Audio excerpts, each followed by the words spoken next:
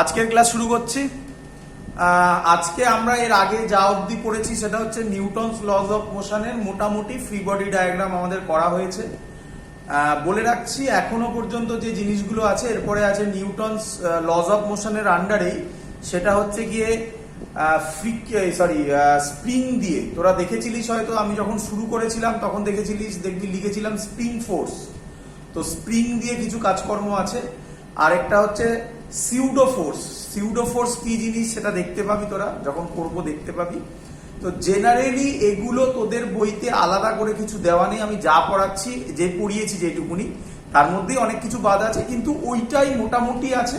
আর এখন যেটা পড়াবো আজকে সেটা একদম প্রথমের দিকে আছে, এটা বেসিক পার্ট, এটা একদম যেটা আমি এখন করব। তো আজকের ক্লাসটা অনেকেরই ইজি লাগবে, অনেকেরই বেসিক লাগবে। আজকের ক্লাসটা অত বেশি কিছু খুব ইন্টারেস্টিং, খুব বড় কিছু সেরকম নয়, ছোটখাটো জিনিস, খুব বড় কিছু নেই। পরে আমরা আবার একবার ব্যাক করে আমি বলেই রাখছি স্প্রিং ফোর্স আর সিউডো ফোর্স নিয়ে একটা আলাদা ভিডিও তোদেরকে দেব, খুব ইন্টারেস্টিং। ওটা করে খুব মজাদার জিনিস, বেশ সুন্দর সুন্দর অঙ্ক দেখতে পাবে। না না না, মানে ক্লাসই হবে বলছি। ওটা একটু পরে করবো বলছি ওটা, কারণ আমাদের তো সিলেবাসের তো একটু এগোনোরও তো ব্যাপার আছে, তাই আমি আগে নিউটনস লজ অফ মোশনটা কমপ্লিট করে দিচ্ছি। তো আজকে যা বলছি তাই নিয়ে আশা করব প্রবলেম হবে না কারণ, ম্যাক্সিমামটাই তোরা জানিস। তো আমি লিখছি। ফার্স্ট আজকে যেটা আমরা করব তার নাম হচ্ছে মোমেন্টাম। আরো বেটার কথা মোমেন্টাম, আরো ভালো কথা এটাকে লেখা উচিত লিনিয়ার মোমেন্টাম। কেন? এর পরেই, আজ এটার পরেই আমরা কিছু চ্যাপ্টার পড়ব, তার নাম হবে অ্যাঙ্গুলার। মানে এর পরেই আমি আগে ওটাকে করাবো এবং তাতে খুব ইন্টারেস্টিং জিনিস তোরা দেখতে পাবি। যাই হোক, তার জন্য মোমেন্টামের তখন আবার দুটো পার্ট, একটা লিনিয়ার হবে অবভিয়াসলি, একটা অ্যাঙ্গুলার হবে। আমরা যেটা এখন পড়াচ্ছি সেটা হচ্ছে লিনিয়ার মোমেন্টাম, এবং তোরা সবাই জানিস linear momentum it is denoted by, তোরা সবাই জানিস তাই আমি আর বেশি বলছি না, E is equal to mv। এটা হচ্ছে লিনিয়ার মোমেন্টাম, E দিয়ে ডিনোট করা হয়, mass into velocity, this is called linear momentum. Vector দিয়ে যদি করি এটা ভেক্টর হবে, এটা ভেক্টর, তাহলে মোমেন্টাম একটা ভেক্টর কোয়ান্টিটি। ইউনিট যদি করি কেজি মিটার পার সেকেন্ড হবে। ডাইমেনশন যদি করি ml টু দি পাওয়ার -1 হবে। আমি আশা করব যা আমি লিখেছি এত অবধি সবার ক্লিয়ার, কোনো ডাউট নেই আশা করি। কি একদম সহজ জিনিস, কিছু নেই। এবার আমি একটু টুইস্ট করব, টুইস্ট করাটা আমার আর কি একটু নেচার আর কি বলতে পারিস। একটু মজা দেখাবো, কি মজা দেখতে পাবি, একটু ইন্টারেস্টিং লাগবে।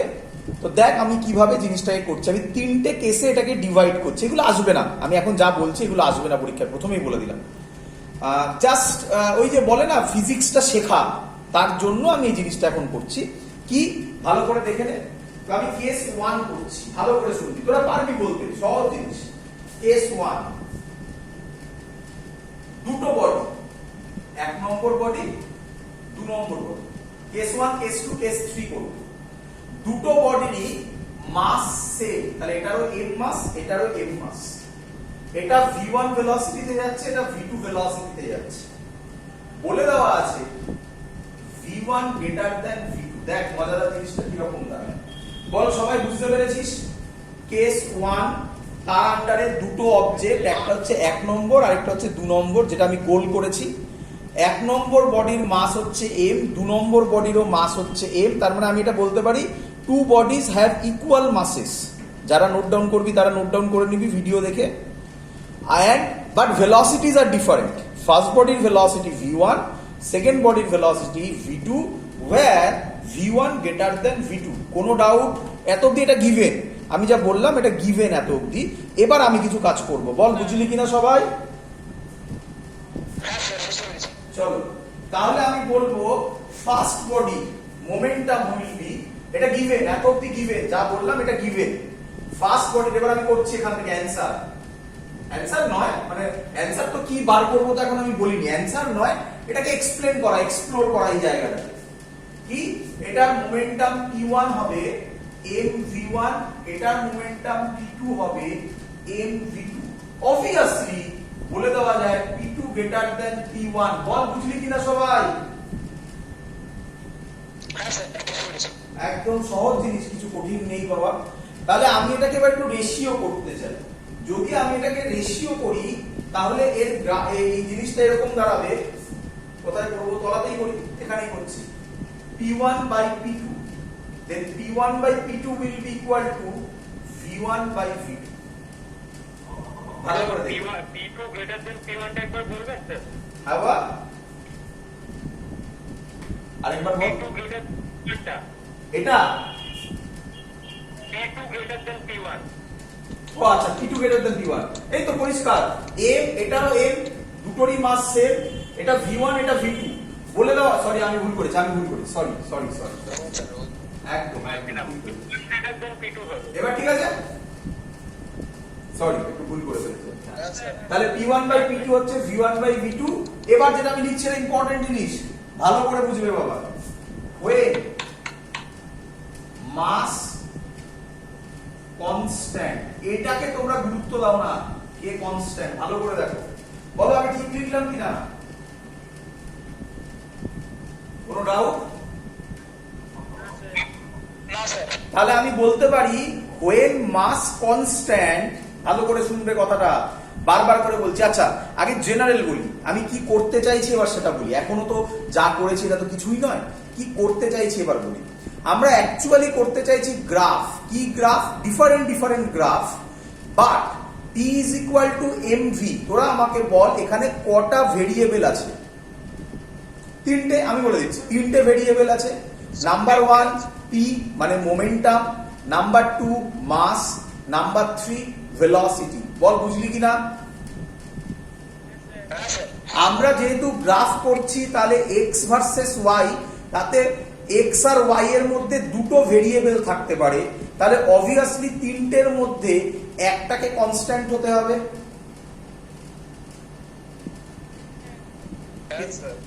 আমি এবার কোনটা কনস্ট্যান্ট হবে বলা নেই, সেটাই আমি কেস 1, কেস 2, কেস 3 করে এক একটা আলাদা আলাদা জিনিসকে কনস্ট্যান্ট ধরবো। কেস 1 এ আমি কি করলাম, পরিষ্কার লেখা আছে দেখ মাস কনস্ট্যান্ট, ক্লিয়ার। আর তোদের আমি শিখিয়েছি মাস কনস্ট্যান্ট হয় না, ভেরিয়েবল হয়, তার অঙ্ক এভরিথিং করা।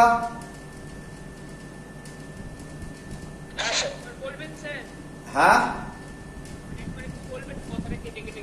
আমি বললাম যে যখন মাস constant, when mass is equal to constant, তখন P1 by P2 is equal to V1 by V2। আমি বললাম মাস যে কনস্ট্যান্ট, মাস কনস্ট্যান্ট সবাই জানি।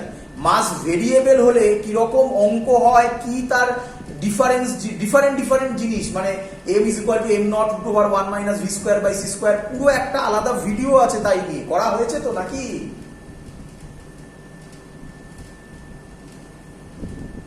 তাহলে আমি যদি when মাস কনস্ট্যান্ট ধরি তাহলে P এর সাথে V এর কি রিলেশন? দেখ P1 by P2 is equal to V1 by V2। তাহলে আমি বলতে পারি P আর V ডাইরেক্টলি প্রপোর্শনাল। তাহলে গ্রাফটা কি রকম হবে ভালো করে দেখ। কেস 1 এর গ্রাফ হচ্ছে PS when mass constant P1 by P2 V1 by V2, মানে P directly proportional to V। তাহলে গ্রাফ হবে, এখানে গ্রাফগুলো করছি আমি তাহলে সুবিধা হবে আমার দেখাতে। প্রথম গ্রাফ এই বরাবর দিয়ে P, এই বরাবর দিয়ে V। তাহলে কেস 1 এর graph straight line directly proportional, লিখে দিবি মাস কনস্ট্যান্ট। এটা কেস 1। বল বুঝলি কিনা সবাই?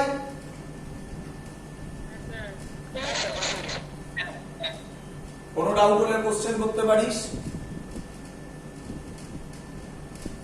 চলো পরেরটা কেস 2 করবো। এবারে কেস 2 করছি, সহজ জিনিস।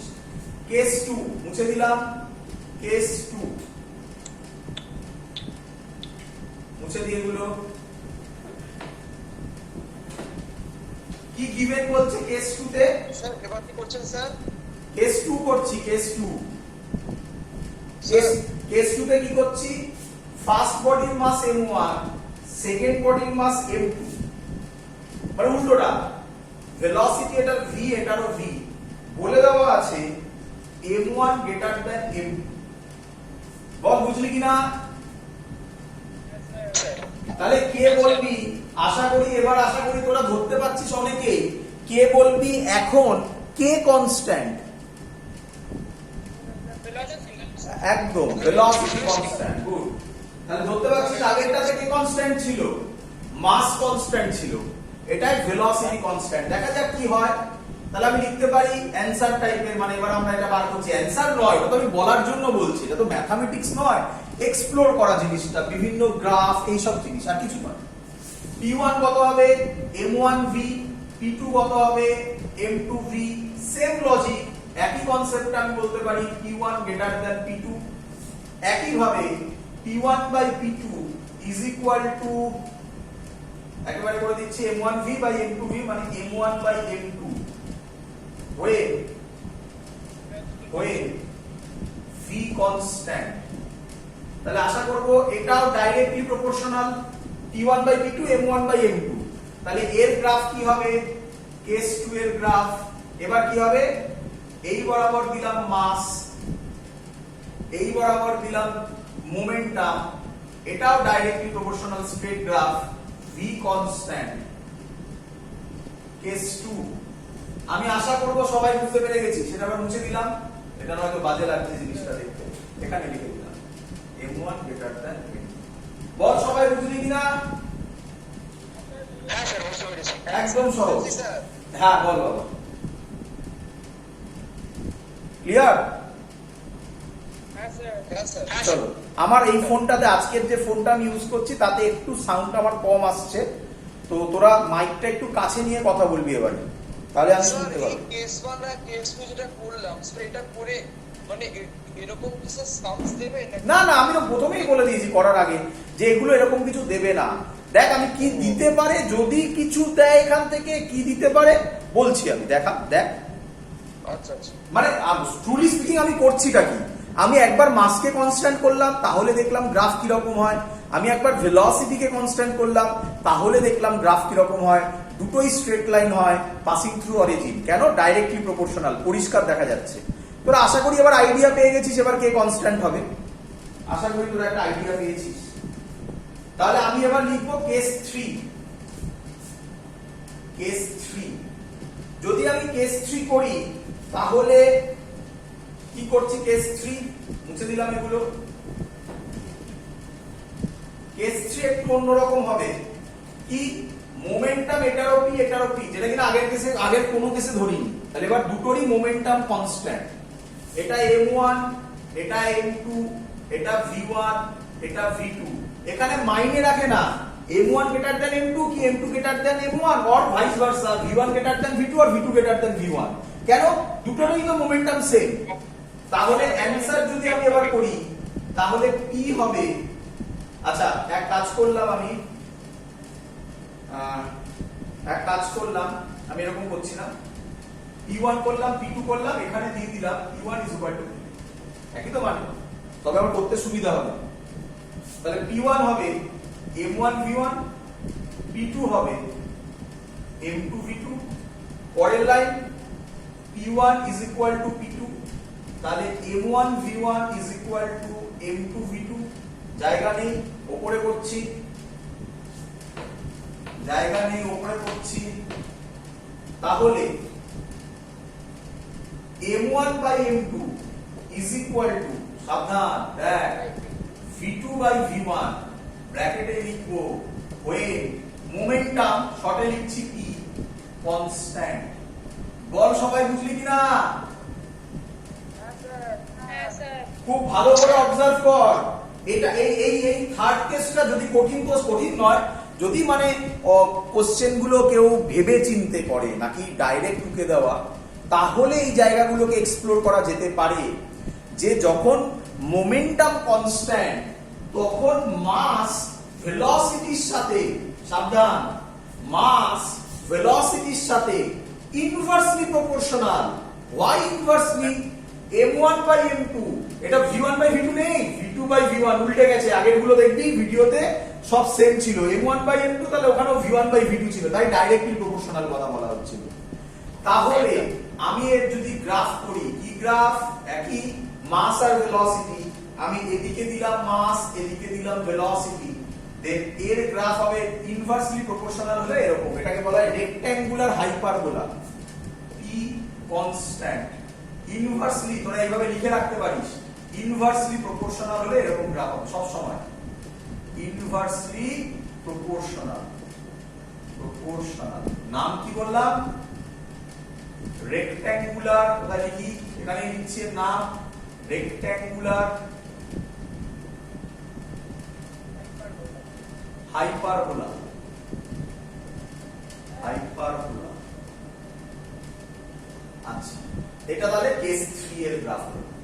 তোদের পরীক্ষায় কেস 3 এর গ্রাফটা ড্র করতে দেয়, কি বলে? এত কিছু বলে না, বলে draw the graph of mass and velocity when momentum remains constant। বলে জাস্ট এই গ্রাফটা ড্র করতে দেয়। তাহলে মনে রাখবি মোমেন্টাম কনস্ট্যান্ট হলে রেক্ট্যাঙ্গুলার হাইপারবোলা, আর বাকি যাই হোক না কেন স্ট্রেট লাইন। শুধু এই গ্রাফটা দিতে পারে, তার জন্য এটাকে এক্সপ্লোর করলাম, দেয় না জেনারেলি। বল বুঝলি কিনা সবাই? গ্রাফটা দিলেও স্যার কত মার্কসের দেয় স্যার? আবার 1 মার্কসের, অবভিয়াসলি 1 মার্কসের। মানে আমি এখানে বলতে পারি এখানে ম্যাক্সিমাম নাম্বার থাকবে হচ্ছে 3 মার্কস। আমি দেখছিলাম কারো কোনো স্কুলের কোশ্চেন পেপারে 5 মার্কসের কোশ্চেন এসছে, কোনো 5 মার্কসের কোশ্চেন থাকবে না। ও সরি, তোদের তো বলাই হয়নি না কোথায় কত নাম্বারের কোশ্চেন থাকবে না। ঠিক আছে, আমি একটা ভিডিও দিয়ে আলাদা করে বলে দেবো, চিন্তা নেই, বলে দেবো কোথায় কত নাম্বারের কোশ্চেন থাকবে। হ্যাঁ, 5 মার্কসের কোশ্চেন থাকবে, বাট ফুল থাকবে না। 5 মার্কসের কোশ্চেনে ভাঙা হবে সেটাকে 3+2 or 2+2+1। জেনারেলি 3+2 তেই ভাঙা হয়। ম্যাক্সিমাম হাইয়েস্ট নাম্বার একটা কোশ্চেনে থাকবে, সে যতই বড়ই হোক না কেন 3, তার বেশি নয়, থাকবে না। এখন স্কুলে হয়তো দিতে পারে, সে স্কুলের ব্যাপার। ফাইনাল এক্সামে শিওর শর্ট 3 এর বেশি কোনো নাম্বার থাকছে না। বোঝা গেছে? এগোবো এগোবো? হ্যাঁ বলো। স্যার একটা ডাউট আছে। বলো। স্যার এখানে কেস3 তে দুটো বডির মোমেন্টাম কি পি ধরলেও তো একই ব্যাপার হতো? একই হতো, একদম একই হতো, কিন্তু আমি লিখতে বাজে লাগতো না, আমি তখন লিখতে পারতাম না ওই তলাতে। আচ্ছা, তার জন্য আমি P1 P2, আমি দেখ না প্রথমে পি লিখেছিলাম, তারপরে ওই লিখতে গিয়ে আটকে গেল, তাই P1 P2 করলাম। কি যায় আসে? আরে শেক্সপিয়ারের কিন্তু কথা, নামে কি যায় আসে? চলো এগোবো। হ্যাঁ স্যার। চলো এবার ভালো করে বুঝবে ইম্পর্টেন্ট জায়গা। এবার আমি যেটা করতে চলেছি এটা ইম্পর্টেন্ট জায়গা।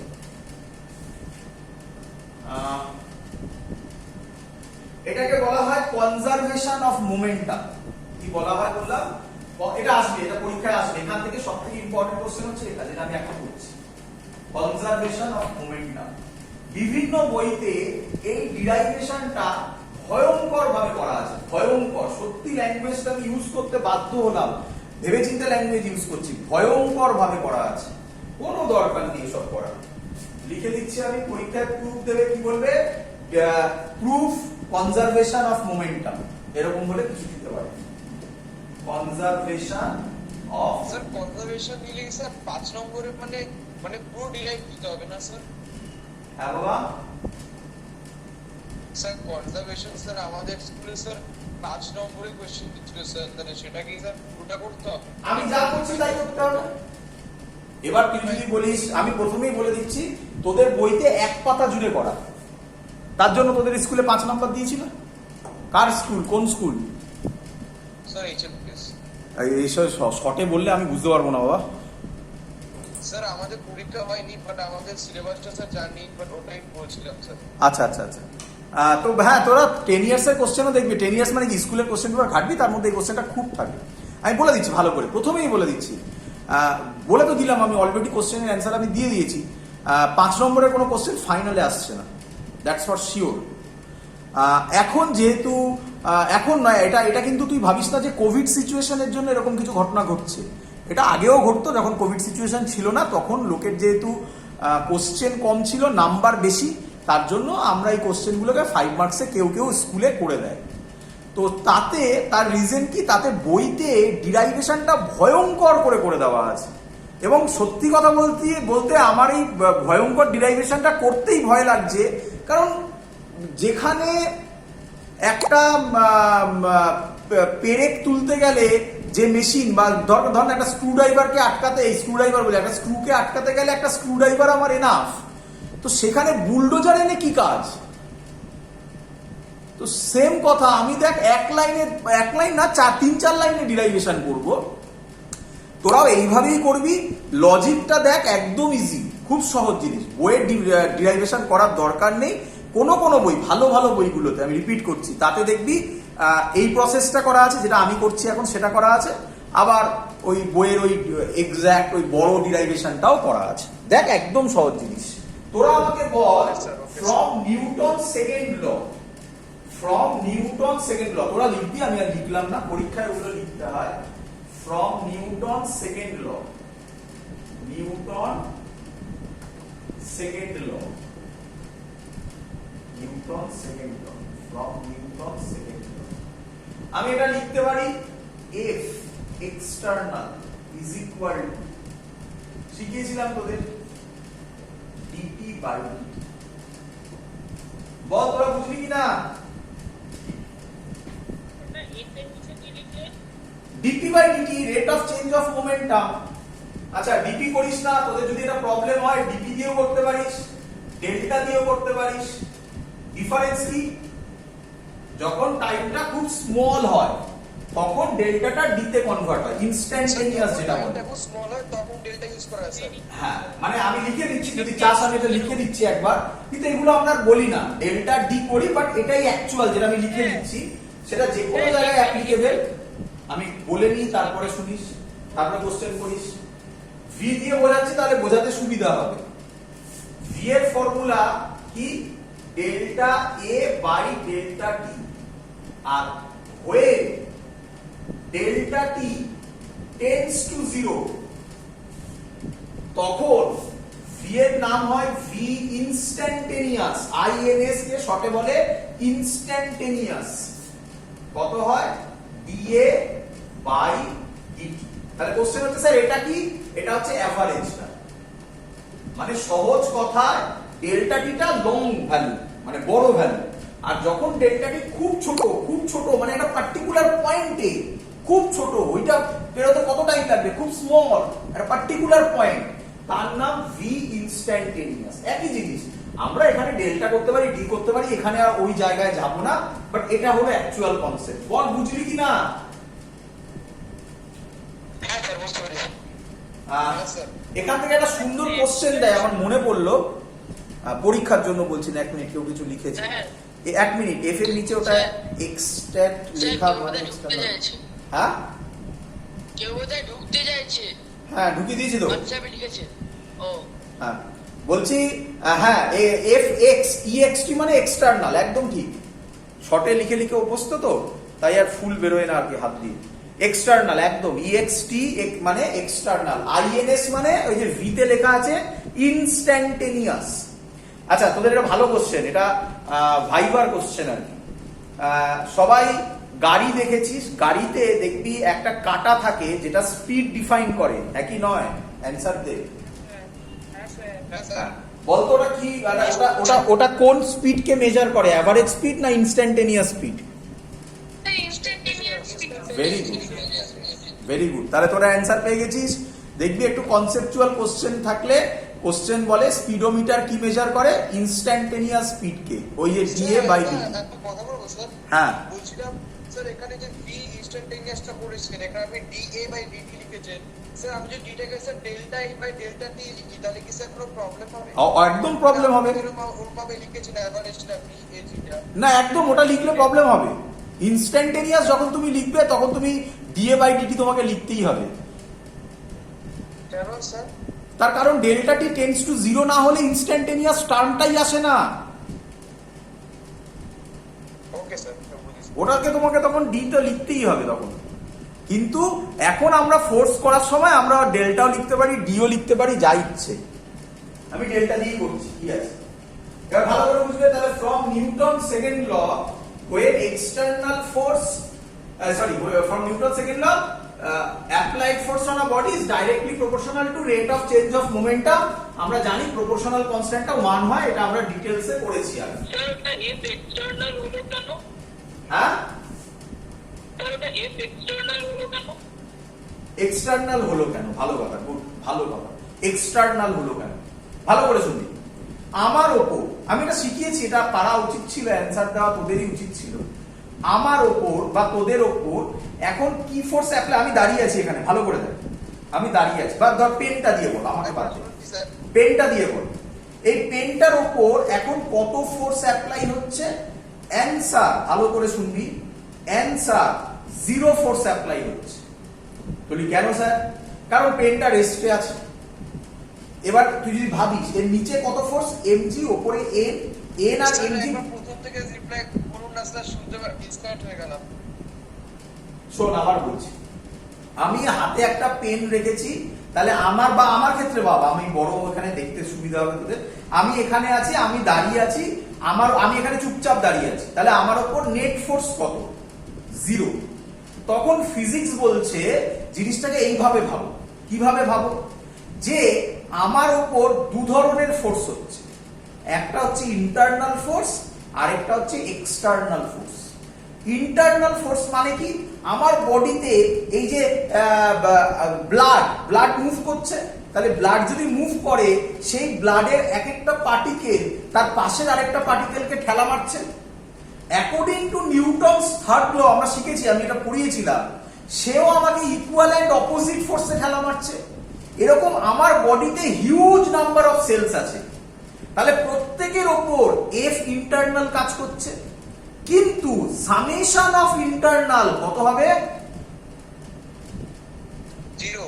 দ্যাটস ওয়াই, একদম দ্যাটস ওয়াই। স্যার একটা কোশ্চেন ছিল স্যার। আমি আগে করে নিই, আমাকে মাঝখানে আটকালে আমি বলবোটা কিভাবে? এটা তো প্রথম ক্লাস করছিস না।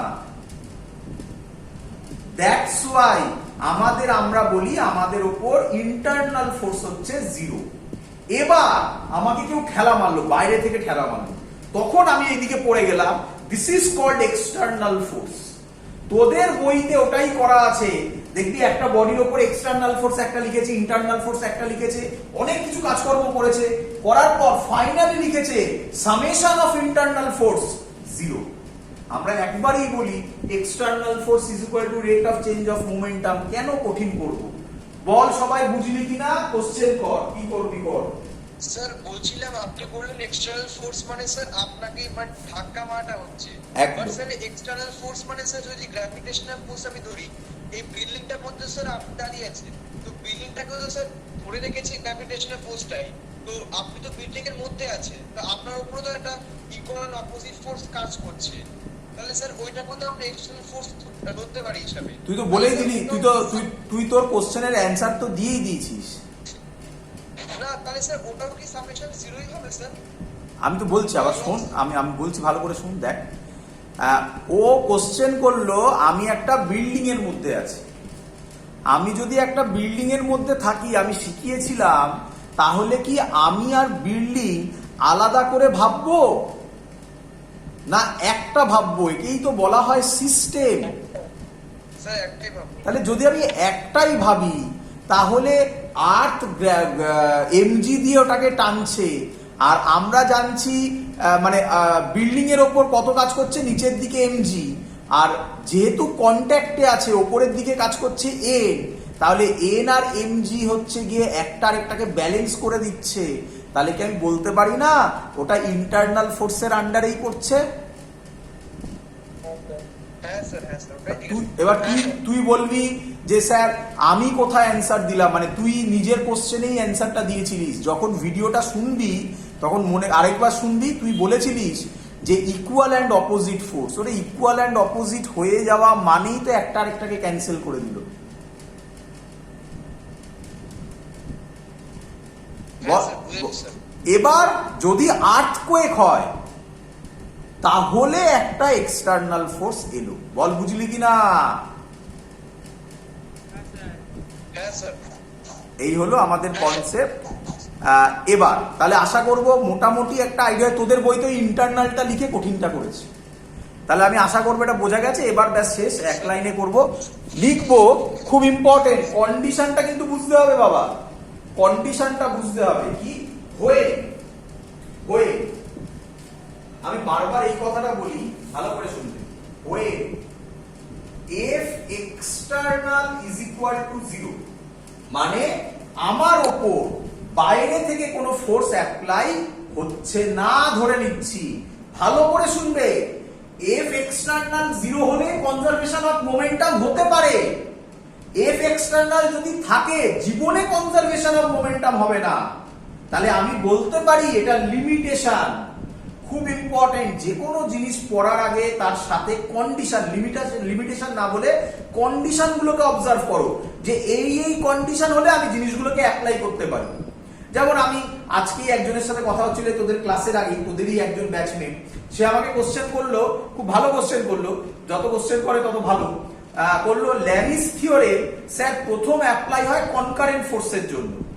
তাহলে এরকম যদি হয়, তোরা করেছিস হয়তো, যে ল্যামিস থিওরেমে সবকটা নেট ফোর্স হচ্ছে 0, তাহলে যদি নেট ফোর্স 0 না হয় তাহলে কি ল্যামিস থিওরেম ইউজ করতে পারবো?